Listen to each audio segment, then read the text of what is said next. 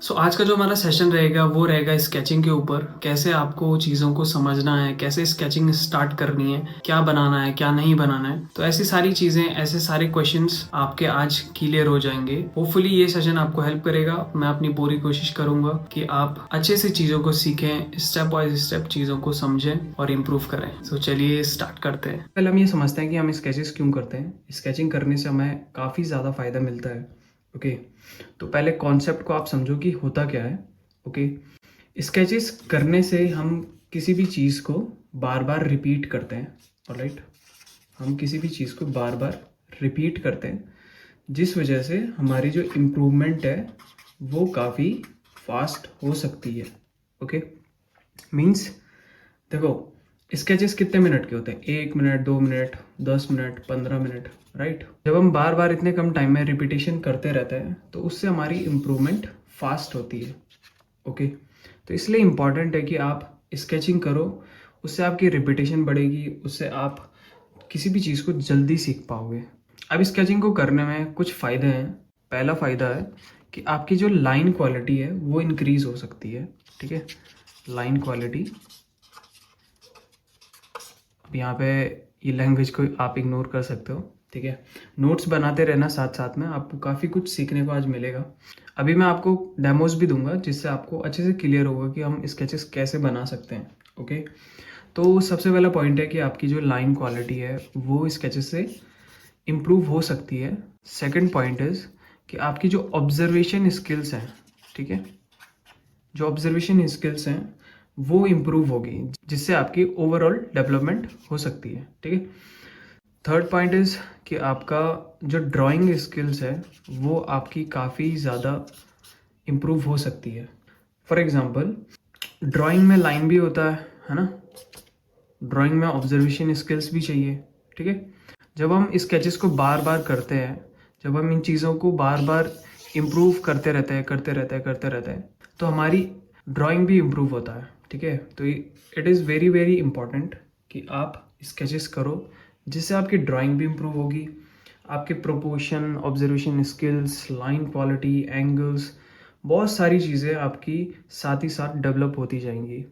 और क्योंकि बहुत ज़्यादा कम टाइमिंग में हम बहुत ज़्यादा रिपीट कर सकते हैं, बहुत ज़्यादा प्रैक्टिस कर सकते हैं, तो हमारी इम्प्रूवमेंट भी बहुत फास्ट हो सकती है।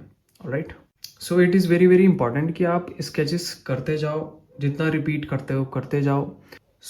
एक सवाल बहुत ज़्यादा आता है कि हम रेफरेंस कौन सा लें। ठीक है, मैं इसको क्लियर कर देता हूँ।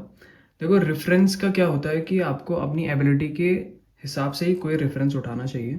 ठीक है, अगर आप अभी बिगिनिंग में हो, अगर आप अभी सीख रहे हो, तो आपको स्टिल लाइफ लेना चाहिए। ओके, स्टिल लाइफ अभी उठाओ। स्टिल लाइफ अगर तीन चार नहीं, जिसमें 3-4 ऑब्जेक्ट्स होते हैं ना, उनको अगर नहीं ले पा रहे हो तो आप 1-2 ऑब्जेक्ट्स को स्केचेस उनके बनाओ। ठीक है, छोटे छोटे स्केचेस, इतने साइज से स्टार्ट करो, फिर थोड़ा बड़ा करते जाओ। तो ऐसे आपको करते रहना पड़ेगा। तो बहुत ज़्यादा इम्पॉर्टेंट है कि आप इजी से स्टार्ट करो, मतलब इजी टू हार्ड। अगर आप स्टार्टिंग में ही पोर्ट्रेट बनाने की कोशिश करोगे तो वो नहीं बनेगा। ठीक है, क्यों नहीं बनेगा? क्योंकि आपने अभी इजी वाले रेफरेंस नहीं किए, अभी आपने समझा नहीं है कि स्केचेस कैसे बनाते हैं। वेरी वेरी इंपॉर्टेंट कि आप इजी टू हार्ड चीज़ों को लो। अगर आप पोर्ट्रेट बना सकते हो, ठीक है, अगर आप पोर्ट्रेट बना सकते हो स्केचेस में, तो आप वो भी बना सकते हो। ऐसे मैं मना नहीं कर रहा हूँ, बट मैं ये बोल रहा हूँ कि आपको अपने हिसाब से ही चीज़ों को लेना चाहिए। आप कोई कोई डायरेक्ट फिगर में चला जाता है। ओके, पोर्ट्रेट से ज़्यादा टफ होता है फिगर। तो फिगर पे डायरेक्ट आप बनाने लगते हो, किसी को देखा उन्होंने फिगर बनाया तो हम भी बनाएंगे, ऐसा नहीं होता। तो आपको बहुत ज़्यादा इंपॉर्टेंट है कि आप इजी से स्टार्ट करो, हार्ड की तरफ जाओ। तो सबसे ईजिएस्ट क्या है? छोटे छोटे ऑब्जेक्ट्स आपके आसपास, कुछ भी हो सकता है, चार्जर, फ़ोन, एनीथिंग। और उसके बाद आपको, अगर आपको लगता है कि आप पोर्ट्रेट बना सकते हो तो आप पोर्ट्रेट बना सकते हो। ठीक है, फिर पोर्ट्रेट पे जाओ, फिर पोर्ट्रेट बनाने के बाद फिगर ट्राई करो। तो धीरे धीरे ऐसे आपको इजी टू हार्ड जाना पड़ेगा। ठीक है, इसीलिए मैं कह रहा हूँ कि आपको इजी टू हार्ड चीज़ों को लेना है। पहले स्टिल लाइफ, फिर पोर्ट्रेट, फिर फिगर, फिर अगर आप स्टिल लाइफ में 1-2 बना सकते हो तो फिर 3-4 ले लो, थोड़ा सा हार्ड कर दो उसको, है ना। तो ऐसे ऐसे कर करके आपको चीज़ों को लेना है। तो आज का जो डेमोज होंगे वो पोर्ट्रेट के ऊपर होंगे। अगर आप पोर्ट्रेट नहीं बना सकते तो आप सेम चीज़ें जो मैं आज बताऊंगा वो आप स्टिल लाइफ में भी अप्लाई कर सकते हो, ठीक है। मैं आपको आगे बताऊंगा डेमो में कि आप कैसे उसको स्टिल लाइफ में अप्लाई करो, सो दैट आपको आज सारा जो स्केचिंग का मामला है सब आपको क्लियर हो जाए। सो होपफुली आपको इन सब चीज़ों से कुछ सीखने को मिल रहा होगा। अगर आपको कुछ सीखने को मिल रहा है सो प्लीज़ आप अपना मुझे फीडबैक ज़रूर दीजिएगा। Okay, so let's start the demo. आप रेफरेंस पिंटरेस्ट से ढूंढ सकते हो, यहाँ पे आपको काफ़ी सारे रेफरेंसेस मिल जाते हैं। नाउ पेंसिल यूज़ मैं कर रहा हूँ HB पेंसिल, ओके। एंड ये पेपर लोकल है, लोकल मार्केट्स में लेके आया था। अभी आप देखोगे इस पोर्ट्रेट में मेन जो इसका स्ट्रक्चर है ना वो कैसा है। एक लाइन ये ऐसा है ना, एक लाइन ये ऐसा, एक लाइन ये ऐसा और एक लाइन ये ऐसा। ये इसका एक मेन ओवरऑल शेप है, राइट। तो आपको शेप में चीज़ों को कन्वर्ट करना भी आना चाहिए। ऐसे नहीं कि आप इसके डिटेल्स देख लो, आप इसकी आईज देख लो, नोज देख लो, या फिर बहुत ज़्यादा घुस जाओ स्किन टेक्सचर पे। तो आपको डिटेल्स को इग्नोर करना है, सबसे पहला स्टेप यही हमारा रहेगा, ठीक है। आइज को थोड़ा सा बंद करना है और फिर उसके बाद आपको इसका स्ट्रक्चर इमेजिन करना है कि इसका स्ट्रक्चर कैसा है, राइट। मुझे जैसा दिख रहा है एक लाइन ये ऐसी जा रही है यहाँ पे, राइट। ये एक लाइन ये ऐसी गई, सेकंड ये ऐसी जा रही है, फिर ये ऐसी जा रही है ना। ऐसे मैं पूरा इसका स्ट्रक्चर देख पा रहा हूँ। आइज़ का जो आईब्रो वाला लाइन है वो ये है, नोज़ का लाइन, लिप का लाइन और ये चिन, ठीक। शोल्डर वाला जो हिस्सा है वो ऐसा जा रहा है, राइट। इस वाला ये ऐसा जा रहा है। और एक चीज़ ये कि आपको इसको एज अ पोर्ट्रेट मत देखो, ऐसा सोचो कि एक शेप है, ठीक है। एक ऐसा, एक ऐसा, एक ऐसा, एक ऐसा, बस आपको इसमें लाइंस देनी है और ये शेप आपको क्रिएट करना है। जब आप इस माइंडसेट से करोगे ना तो आपको ये इजी लगेगा करने में, ठीक है। देखो नाउ पेंसिल आपको शार्प रखनी है, ठीक है। ये बहुत ज़्यादा इंपॉर्टेंट है, इसको ऐसे शार्प रखना। पेपर कोई सा भी यूज़ कर लो, कोई उससे फ़र्क ऐसा पड़ता नहीं है। अब देखो मैं क्या कर रहा हूँ, मैं इसकी ये वाली लाइन बनाऊँगा, फिर ये बनाऊँगा। पहले इसका एक ओवरऑल शेप मैं क्रिएट करूँगा, ठीक है। तो मैंने पहले क्या किया, लाइन बनाया, इसका जो सबसे ऊपर वाला पॉइंट है उसको देख रहा हूँ, है ना। फिर इसका जो ये चिन वाला लाइन है वो मैं देख रहा हूँ कि कितना बड़ा हो सकता है, ठीक है। फिर मैंने ये साइड वाली लाइन बना दी। और आपको एंगल्स का भी ध्यान रखना है, ये कितने एंगल पे है, ये कितने एंगल पे है, ये यहाँ से कितना दूर है। तो ऐसी चीज़ें आपको समझनी पड़ेगी। ऐसे नहीं कि मैंने बोला कि आप 2 मिनट में स्केच बनाओ, आप कुछ भी बना रहे हो, ठीक है। थोड़ी सी इसमें फ्रीडम होती है ना, कि इसमें हम बिल्कुल फेस, आईज और जितनी भी सारी चीज़ें A to Z मैच नहीं करते। फेस कैसा है, उसका ओवरऑल स्ट्रक्चर क्या है, वो यहाँ पे मैटर करता है, ओके। ऐसे नहीं कि आप इसको सेम टू सेम बनाने बैठ गए, वो स्केचिंग में नहीं आएगा, वो फिर ड्राइंग वाले पार्ट में आता है। जब आप लॉन्ग आवर स्टडी करते हो, आराम से बैठते हो 3-4 घंटे एक पोर्ट्रेट को बनाने में, ठीक है। यहाँ पे हम बस इसका जो ओवरऑल शेप है वो क्रिएट करेंगे, ओके। अब मैं दे रहा हूँ इसकी ये हेयर वाली लाइन, राइट। फिर मैंने दिया इसकी आईब्रो वाली लाइन, और मैं बस ये इमेजिन कर करके बना रहा हूँ। यहाँ पर आगे इसका लिप, राइट। फिर ये वाली जो लाइन है ये दे दिया, फिर ये वाली लाइन दे दिया। तो ऐसे आपको स्लो, अगर आप स्टार्टिंग में फास्ट नहीं कर सकते तो आपको स्लो करना पड़ेगा, ठीक है। 3-4-5 मिनट दो एक को करने में, और छोटे से स्टार्ट करो, ठीक है। जैसे ये इतना है तो ये मैं इससे थोड़ा सा बड़ा बना रहा हूँ इसको, और बड़ा भी बना सकते हो और बड़ा भी बना सकते हो। तो आपको डिसाइड करना है कि आपका किस में सही से आ रहा है, सही से लाइंस कितने में आ रही है। और इन लाइन को फ्लो में लाने के लिए वो फ्री हैंड वाली प्रैक्टिस करनी ज़रूरी है, जिसमें हम सर्कल बनाते हैं, लाइंस को खींचते हैं, बहुत सारे शेप्स को ड्रॉ करते हैं। तो वो आपको बहुत ज़्यादा प्रैक्टिस करनी है, तभी ये फ्लो आ पाएगा, ठीक है। अभी मैं कर रहा हूँ ओवर हैंड ग्रिप यूज़। बहुत लोग पूछते हैं कि ट्राइपॉड में बना ले क्या स्केचेस। ट्राइपॉड में दिक्कत ये आती है कि उसमें हमारा माइंडसेट यही शिफ्ट हो जाता है कि हमें डिटेल को करना है, ठीक है। आप करके देखना। और जब हम ओवरहैंड में पकड़ते हैं तो हम सिर्फ बड़ा बड़ा सोचते हैं कि इसका बड़ा चीज़ क्या है, बड़ा शेप कौन सा है, बड़ी लाइन कौन सी है, ठीक है। तो ये बहुत ज़्यादा इम्पॉर्टेंट है कि आप ओवरहैंड ग्रिप में इसको बनाओ, ठीक है। एक शेप जब मिल जाता है तो फिर उसके ऊपर आप छोटी छोटी लाइंस भी दे सकते हो, ऑलराइट। हमें जल्दी समझ आता है कि अच्छा ये चीज़ ऐसे होगी, ये चीज़ ऐसे होगी, ऑलराइट। तो बस इतना ही आपको करना है और इसको छोड़ देना है, ओके। चाहो तो आप इसमें थोड़ा और डिटेल कर सकते हो, है ना, बट वो इम्पॉर्टेंट नहीं है मेरे हिसाब से। अभी स्टार्टिंग अगर आपकी है तो आप सिर्फ इसके जो मेन चीज़ है, जो मेन फील है ना, जो इसका स्ट्रक्चर है, उस पर ध्यान दो, ओके। अब इस रेफरेंस में देखो सेम वही चीज़, स्ट्रक्चर को ध्यान दो, है ना। स्ट्रक्चर क्या है, ये लाइन, ये लाइन, ये लाइन, ये लाइन, है ना, आइस को, ये वाली लाइन, सेम वही चीज़, सेम वही कॉन्सेप्ट, सब कुछ सेम है, ओके। कुछ भी नहीं बदला, बस रेफरेंस बदला है और कुछ नहीं, ठीक है। सेम देखो, सेम वही प्रोसेस में देख रहा हूँ, आप रिकॉर्डिंग को फिर से देखना और देखना मैं क्या कर रहा हूँ, ओके। आइस की प्लेसमेंट मैं देखने की कोशिश कर रहा हूँ कहाँ तक आएगी, राइट। ये देखो शेडो वाली लाइन है ना, ये देख रहे हो, ये वाली लाइन, ये है शेडो वाली लाइन। तो इसको भी मैंने ऐसे ही रफली बना लिया, शेड करने की ज़रूरत नहीं है इसमें, क्योंकि कभी कभी मेरा मन करता है तो मैं इसके ऊपर कलर पेंसिल चला देता हूँ। ऐसे पेंसिल को ड्रॉ करने के बाद अब देखो एक एक स्ट्रक्चर का फील आ रहा है ना कि यस फेस बन रहा है, तो वही फील आना चाहिए बस, बाकी आपको कुछ मैच करने की ज़रूरत नहीं है ना। अब यहाँ पे इसके हेयर्स है, ये डिस्टेंस देखो आईब्रो से हेयर का कितना है, उतना ही डिस्टेंस बनाना है ना। अब मैं क्या करूँगा, बस इसका हेयर लाइन पकड़ा, है ना,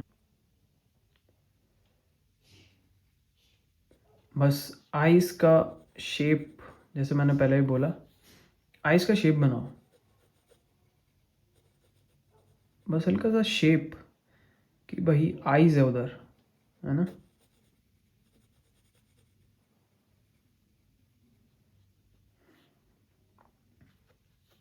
राइट, देखो मैं कितना मैंने लाइट चलाया है, बिल्कुल लाइट, बिल्कुल भी डार्क नहीं, ठीक है।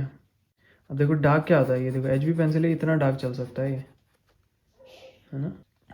आपका जहाँ पे मन करे ना छोड़ने का, छोड़ दो इसको। और यही सेम कॉन्सेप्ट ना आप ड्राइंग में भी अप्लाई कर सकते हो। जैसे पहले बिग शेप को पकड़ा, राइट। किसी अगर आपको ये पोर्ट्रेट बनाना है तो इसका पहले बड़ा अगर पेपर है, आपको 3-4 इस पे घंटे देने, तो आपको हर एक एंगल को अच्छे से समझ समझ के देना पड़ेगा, ठीक है। हर एक चीज़ को समझना पड़ेगा कि कौन सी चीज़ कहाँ तक आएगी, कौन सी चीज़ कहाँ तक नहीं आ रही है। तो आप एक बिग शेप पहले इसका पकड़ोगे, जैसे हम इसमें कर रहे थे, ठीक। फिर उसके बाद आप छोटे शेप को पकड़ोगे कि इसकी आइज़ की प्लेसमेंट कहाँ है, इसकी नोज़ की प्लेसमेंट कहाँ है, लिप्स कहाँ है, इसकी हेयर कहाँ कहाँ तक आ रहे हैं, शेडो एरिया कितना है, ऑलराइट। फिर आप उसकी प्लेसमेंट पकड़ोगे, फिर उसके बाद और छोटे शेप्स को पकड़ोगे, जैसे इसमें बहुत छोटे छोटे शेप्स हैं, है ना। जैसे ये वाला एरिया देखो कितना छोटा शेप है, ऐसे में तो नहीं दिख रहा है उतना, लेकिन जब आप घुसोगे थोड़ा तो आपको छोटे छोटे शेप्स भी दिखेंगे, है ना। ये इसकी शेडो पे देखो, हेयर की जो शेडो है उसका एक शेप है, अलग शेप है, राइट। तो इसलिए इम्पॉर्टेंट होता है ये सब चीज़ें करके, आप काफ़ी कुछ सीखते हैं, ठीक है। सेम प्रोसेस से आप एक अच्छी पोर्ट्रेट भी बना सकते हो, अच्छा एक स्टिल लाइफ भी बना सकते हो, ठीक है, कोई प्रॉब्लम नहीं है उसमें। सेम चीज़ है, सब कुछ सेम है, बस प्रैक्टिस चाहिए।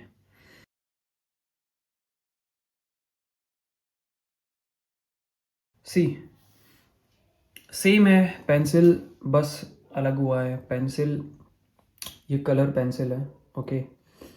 इसमें कुछ अलग नहीं है ना।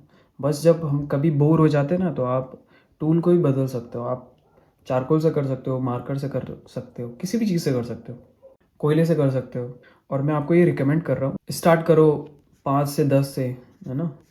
ये मैं पर्सनल एक्सपीरियंस है मेरा कि मैंने ऐसे ही स्टार्ट किया था, 5 से 10 से स्टार्ट किया था पर डे, ओके। फिर मैंने जंप किया 10 से 20 स्केचेस। फिर मैं एक दिन में 50 से 60 स्केचेस पर डे बनाता था। ओके। महीने के 1500, 2000, 2500 स्केचेस मेरे होते थे। और मैं आपको रिकमेंड कर रहा हूँ कि आप प्लीज़ स्केचेस ज़्यादा से ज़्यादा करिए। देखो यहाँ पे कैसे हम इसको बनाएंगे। ओके, तो मैंने क्या किया, सेम वही चीज़। ओके, स्पीड से मैं इसको करता हूँ, मैं वैसा दिखा रहा हूँ। आइज़ की प्लेसमेंट देख ली, नोज़ कैसे जाएगा, है ना। पेंसिल बदल के बस वो कलर आ रहा है और कुछ नया नहीं हो रहा है, ठीक है। ऐसे मत समझ लेना कि कलर पेंसिल से कुछ अलग जादू हो जाएगा। ओके, यहाँ पे देखो हल्का सा ट्रायंगल दिख रहा है, तो शेप को देखो कि शेप क्या है, आइज़ का क्या शेप है, उसको समझो। बस एक इम्प्रेशन, कोई ज़्यादा डिटेल नहीं, कोई ज़्यादा घुसने की ज़रूरत नहीं है ना। एक इम्प्रेशन दो कि भैया वहाँ पे आइज़ हैं, है ना। अब समझ आ रहा है ना कि आइज़ है। बस इम्प्रेशन बहुत ज़रूरी है, राइट। शेडो वाले लाइन, अब इसको मैं और रिफाइन करूँगा तो और रेफरेंस के करीब जा पाऊँगा, है ना। बट हम यहाँ पे ड्राइंग नहीं कर रहे हैं, हम यहाँ पे समझ रहे हैं बस इसका जो मेन फील है। ओके, स्ट्रक्चर को समझ रहे हैं बेसिकली। कान का प्लेसमेंट देख लो कहाँ से कहाँ तक आएगा। अब मेरा मन हो रहा है मैं इसमें थोड़ा सा इसका जो शेडो वाला पार्ट है उसको अलग कर दूँ, तो मैंने इसको कर दिया अलग। ये वाला जो पार्ट है ना, इसको मैंने अलग कर दिया। अब देखो ये बहुत छोटा साइज़ है, ठीक है, तो मुझे इसको ट्राईपॉड में ही करना पड़ेगा। जो इसकी आइज़ है ना, इसकी फॉर्मेशन मुझे ट्राईपॉड, तो हल्का फुल्का मैंने ट्राईपॉड में पेंसिल को पकड़ा। इसीलिए देखो इम्पॉर्टेंस ट्राईपॉड में जो हमारी फ्री हैंड की ग्रिप है उसकी इम्पोर्टेंस है। कोई बुरा और कोई अच्छा नहीं है, दोनों बराबर हैं और दोनों की अलग अलग फील है, अलग अलग वाइब है। तो ऐसे हमें इन स्केचेस को बनाना है। पहले ध्यान दो स्ट्रक्चर पे, ही स्ट्रक्चर आ गया तो एक शेड आप दे सकते हो, राइट। काफ़ी है इतना, ज़्यादा घुसेंगे तो ये ख़राब भी हो सकता है। ओके, तो इसको इतना ही छोड़ देना है। होपफुली आपको ये समझ आ रहा होगा कि मैं क्या बोल रहा हूँ, है ना। बस एक वाइब अगर आ गई ना तो उसको छोड़ दो। कुछ ऐसा ये दिख रहा है, वाइब आ रहा है, लग रहा है ना, अच्छा लग रहा है, फील आ रहा है। ओके, फील इम्पॉर्टेंट और स्ट्रक्चर इम्पॉर्टेंट। यहाँ पर पूरा फ्रीडम के साथ बनाया, कुछ ज़्यादा टेंशन नहीं लिया उसके फेस मैच करने का और कुछ भी, बिल्कुल वाइब के साथ काम कर करके हमने ऐसा रिजल्ट लेके आया, ठीक है। और यही चीज़ों को ना आपको बार बार रिपीट करना है, बार बार ये चीज़ें सीखनी है, इनको समझना है। अभी मैं आपको बताऊंगा कि आपको स्टिल लाइफ को कैसे बनाना है। ओके, ये रहेगा कि ये थोड़ा आपके लिए इजी पड़ेगा अगर आप पोर्ट्रेट नहीं बना सकते हो। स्टिल लाइफ सीखना बहुत ज़्यादा इम्पॉर्टेंट है क्योंकि उससे आपकी ग्रोथ काफ़ी अच्छे से हो पाती है। सेम वही मैं यहाँ पे ऑब्जर्वेशन लगा रहा हूँ कि अच्छा यहाँ से यहाँ तक आएगा ये, और ज़्यादा मैं टेंशन नहीं ले रहा हूँ कि बिल्कुल एक्यूरेट ही बनाना है मुझे। यहाँ पे बस ये ट्राई करना है कि आप इसका फील और स्ट्रक्चर और जो इसका एक्शन है उसको पकड़ सको, ठीक है। मेन यही होता है स्केचेस में। यहाँ पे बस ये ट्राई करना है कि आप इसका फील और स्ट्रक्चर और जो इसका एक्शन है उसको पकड़ सको, क्योंकि हम इतनी जल्दी इतने फास्ट वे में एक्यूरेट नहीं बना सकते हैं। ओके, कुछ घंटे चाहिए होते हैं, है ना। अभी मैं बस इसकी मार्किंग कर रहा हूँ, सेम जैसे मैंने बताया था। स्ट्रेट लाइन में इसको कन्वर्ट कर रहा हूँ। ओके, एंगल्स को देख रहा हूँ कि अच्छा ये एंगल ऐसे जाएगा। जो ये कैमरा है वो अलग एंगल पे है और जिस एंगल से मैं बना रहा हूँ वो अलग एंगल है, तो हो सकता है आपको अलग दिखे, ठीक है। ये ध्यान रखना कि मैं बना कैसे रहा हूँ, आपको सेम वही अप्रोच को अपने वर्क में लेके आना है।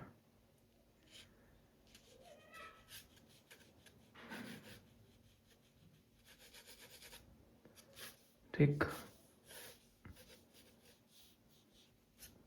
एंगल्स को मैं देख रहा हूँ कि अच्छा ये ऐसा एंगल है।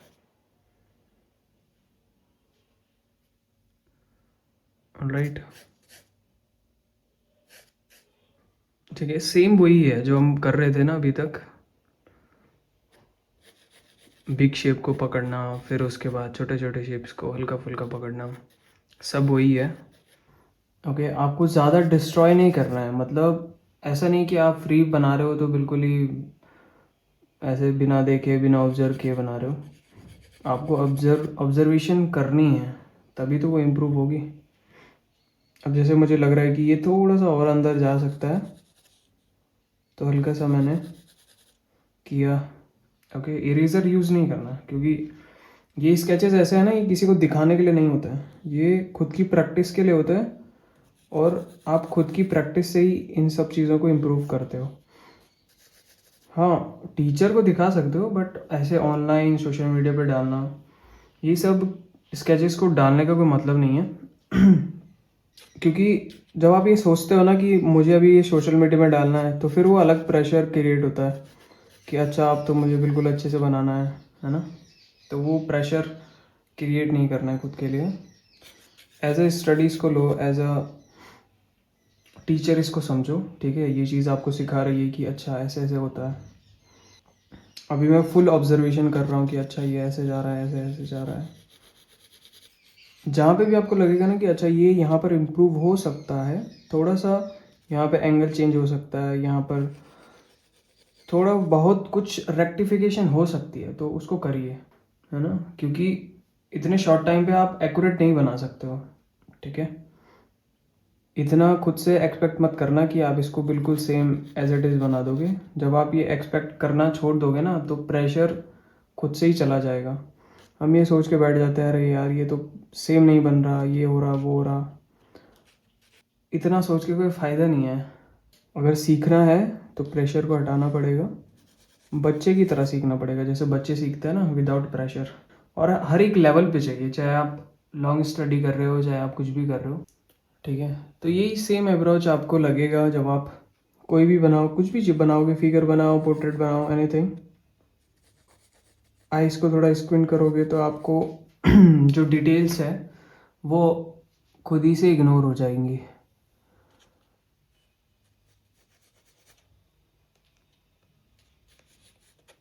ये देखो, ये वाला जो स्टेम है, ये कहाँ तक जा रहा है, यहाँ तक जा रहा है, यहाँ तक जा रहा है। देखो इस एंगल पे देखोगे तो यहाँ तक जा रहा है, तो सेम मैं यहाँ पर वही कॉपी करूँगा, है ना। किस एंगल पे जा रहा है ये भी देखना ज़रूरी है, कितना डिस्टेंस है यहाँ से यहाँ तक। ये सारी चीज़ें आपको सीखनी पड़ेंगी। इसको मुझे करने में लगभग 3-4 मिनट लगेंगे, ठीक है। आपकी स्पीड अलग होगी, मेरी स्पीड अलग होगी, हर एक की स्पीड अलग अलग है, ठीक है। तो उसका प्रेशर नहीं लेना है कि इन्होंने तो बहुत जल्दी बना दिया, हम क्यों नहीं बना पा रहे हैं, तो ऐसे नहीं सोचना है, ठीक है। प्रैक्टिस चाहिए, प्रैक्टिस से ही आपकी स्पीड भी बढ़ती है, आपकी एक्यूरेसी बढ़ती है, बहुत सारी चीज़ें होती हैं, जैसे मैंने स्टार्टिंग में समझाया था। ऑब्जर्वेशन स्किल, ड्राइंग स्किल, है ना। कॉन्फिडेंस आता है कि अच्छा यार मैं अब बना सकता हूँ, क्योंकि पहले आप नहीं बना सकते थे, अब आप बना पा रहे हो, तो वो ज़्यादा ज़रूरी है। उसी से कॉन्फिडेंस आता है आपका, ठीक है। तो ऐसा माइंडसेट लेके आपको ये सब चीज़ें सीखनी है, किसी को दिखाने के लिए नहीं सीखना है कि भैया इनको दिखाएंगे, है ना, सोशल मीडिया पर डालेंगे, लाइक्स आएंगे। अभी स्टार्टिंग में उसकी कोई ज़रूरत नहीं है, अभी बस आपको सीखने की ज़रूरत है। जब सीख जाओगे तो सोशल मीडिया पर डालो, क्या दिक्कत है। आपको लगता है कि जो आपका बेस्ट वर्क है उनको सोशल मीडिया पे डालो। डे टू डे प्रैक्टिस डालने का कोई मतलब नहीं है सोशल मीडिया पे, ओके। तो देखो ये हमें एक सही सा शेप मिल गया। अब चाहो तो थोड़ा इसको रेक्टिफाई कर लो, जैसे मुझे यहाँ पे लग रहा है कि ये थोड़ा सा अंदर जाएगा, है ना। इरेज़र मैं यूज़ नहीं कर रहा हूँ, ठीक है। थ्रू आउट द स्केचेस मैं इरेज़र बिल्कुल यूज़ नहीं करूँगा। आपका ये माइंडसेट जाना बहुत ज़रूरी है कि इरेज़र बार बार हाथ में लेके काम नहीं करना होता है, ओके। थोड़ा फ्रीडम से काम करो, थोड़ा इन्जॉय करो, राइट। अभी देखो ये हल्का सा शेडो दिख रहा है तो वो बना दिया, बस ख़त्म। इतना हम इसको छोड़ देंगे, इतना ये बन गया है ना। ये थोड़ा सा और ऊपर जाएगा जो इसका बॉटम वाला पार्ट है। ओके, तो ये था एक स्टिल लाइफ का छोटा सा डेमो। सेम यही थिंग, सेम यही। देखो हमने पहले क्या किया, हमने पहले किया बिग शेप में कन्वर्ट, राइट। बिग शेप से हम किस में गए, छोटे छोटे शेप में, स्मॉल शेप्स में। बिग शेप जब हम देख रहे थे तो हमने एंगल्स को देखा, डिस्टेंस कितना है उसको समझा, है ना, प्रोपोर्शन कैसे जाएंगे उसको समझा, और जो शेप है, मेन शेप कैसे बन रहा है। जैसे ये शेप है, ठीक है, ये भी तो एक शेप है ना, ये शेप है, ये कैसा शेप है, इसमें देखो ये शेप कैसा बन रहा है, फिर अपने वर्क में देखो ये शेप कैसा बन रहा है। फिर आपको गलतियाँ दिखेंगी कि अच्छा यहाँ पे गलत हो रहा है ना। हर एक जगह पे एक छोटा छोटा शेप है, कहीं पे बड़ा शेप है। तो ये सारी चीज़ें आपको ऑब्जर्व करनी पड़ेंगी, समझनी पड़ेंगी, तब जाके आप एक अच्छा स्केच बना पाओगे। ओके, अच्छा इन द सेंस आप उसे अच्छे से स्टडी कर पाओगे, ठीक है। ऐसे अच्छा इन द सेंस ये मत समझ लेना कि किसी को दिखाना है तो वो अच्छा है। ओके, सेम यही चीज़ आप ड्राइंग में भी अप्लाई कर सकते हो, है ना। बहुत ज़रूरी है ये सब चीज़ें समझना, इनको इम्प्लीमेंट करना बहुत ज़्यादा ज़रूरी है। ओके, तो ये सारी चीज़ें आप ध्यान में रखिए। रिकॉर्डिंग आपके पास रहेगी, आप इसको बार बार देख सकते हो, जितनी मन करे उतने बार देखो। ओके, अगर आपको अच्छी लगे तो आप किसी और के साथ भी शेयर कर सकते हो, राइट। एंड फाइनली मैं दिखाता हूँ आपको मेरी स्केच बुक कैसे दिखती है। मैंने ऐसे स्केचेस किए हैं जैसे कुछ फिगर के हैं, है ना। ये देखो, बिल्कुल बहुत ज़्यादा रॉ, क्योंकि जैसे मैंने बोला ये किसी को दिखाने के लिए नहीं होते, तो सिर्फ करते जाना इम्पोर्टेंट है, राइट। कुछ पोर्ट्रेट की स्टडीज़ हैं, यहाँ पे कुछ लिखा लिखा भी है जहाँ पे मुझे इम्प्रूव करना है, वो सब मैंने लिखा हुआ है, राइट। ये सब पोर्ट्रेट की स्टडीज़ हैं। तो ऐसे स्केचेस आपको करने बहुत ज़्यादा ज़रूरी हैं, राइट। तो ये भी मैंने रिसेंट में डेमो डाला था इंस्टाग्राम पे, आपने नहीं देखा तो चेक कर सकते हो। ये वाला उसका स्केच है ना। तो ऐसे स्केचेस मैं करते रहता हूँ, ये बहुत ज़्यादा ज़रूरी होते हैं, राइट। आपकी काफ़ी ज़्यादा हेल्प हो जाती है। जैसे ये स्केचेस देख सकते हो, चीज़ों को देखना, ऐसे ही चीज़ों को ऑब्जर्व करना है, ठीक है, कि कैसे हम चीज़ों को समझ सकते हैं, कैसे हम बना सकते हैं, कहाँ पे क्या करना है। ये चीज़ें आपको समझनी पड़ेगी, तभी जाके आप अच्छे से किसी भी चीज़ को बना सकते हो। तो ये था आज का हमारा सेशन ओवरऑल। आज हमने बहुत सारी चीज़ें समझी, बहुत सारी चीज़ें जानी, स्ट्रक्चर के बारे में, स्केचेस के बारे में, कैसे कैसे समझना है चीज़ों को, उसके बारे में। तो होपफुली आपको कुछ समझ आया होगा। अगर मैं आपको अच्छे से समझा पाया हूँ तो मुझे लगता है आपको अच्छे से समझ आ गया है। अब आपको क्या करना है, आपको ये समझना है आपको कैसे चीज़ों को प्रैक्टिस करनी है, आपको ये अब समझना है, ठीक है। So this is the demo and I believe आपको पसंद आया होगा, आपने नोट्स बनाए होंगे, आपने चीज़ों को समझा होगा। होपफुली आपको पूरे सेशन में कुछ हेल्प मिली है। सो दैट्स इट, आज का हमारा सेशन यहीं ख़त्म होता है। काम करते रहिए, प्रैक्टिस कंटिन्यू रखिए और अपने पैशन को फॉलो करिए।